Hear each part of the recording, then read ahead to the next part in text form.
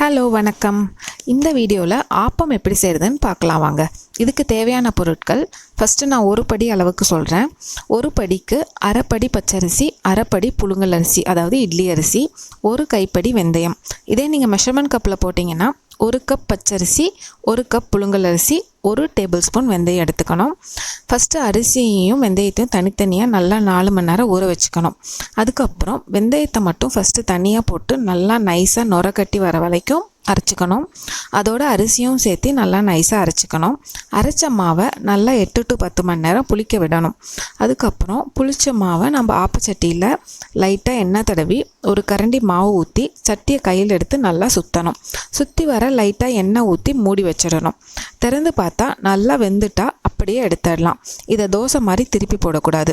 இதை ஸ்வீட்னா தேங்காய் பால், காரம்னா கடலைக்கறி, சட்னி, வெஜ் ஸ்டூ, ஆட்டுக்கால் பாயா இப்படி எதோட வேணாலும் கம்பைன் பண்ணி சாப்பிட்டா பக்காவாக இருக்கும். இதோட இன்னொரு வேரியேஷன் ஸ்வீட் ஆப்பம்.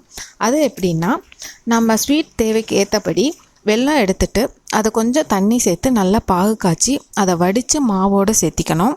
இதே மாதிரி ஆப்பச்சட்டியில் சுட்டு எடுத்தால் ஸ்வீட் ஆப்பம் ரெடி.